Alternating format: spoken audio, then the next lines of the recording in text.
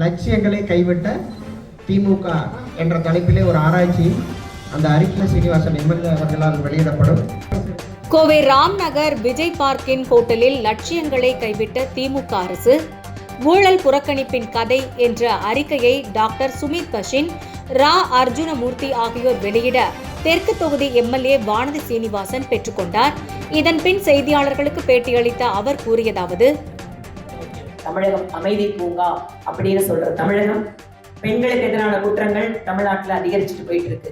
முதியோர்களுக்கு எதிரான senior சிட்டிசன்ஸ்க்கு எகேன்ஸ்டான crime தமிழ்நாட்டில் இன்க்ரீஸ் ஆகிட்டே இருக்கு. அதனால அமைதி பூங்கா அப்படிங்கிறது திராவிட முன்னேற்ற கழக அரசுல உண்மை இல்லை அப்படிங்கிறது இந்த ரிப்போர்ட் சொல்லுது. இந்த காரணங்களை எல்லாம் வைத்து லட்சியங்களை புறக்கணித்த அல்லது ஊழல் மிகுந்த திமுக அரசனோட ரிப்போர்ட்டை public policy centre, research centre இன்னைக்கு வெளியிட்டிருக்காங்க. இதை மக்களிடம் எடுத்து செல்வதற்காக அத்தனை ஊடக நண்பர்களுக்கும் நாங்கள் இந்த ரிப்போர்ட்டை வெளியிட்டிருக்கோம்.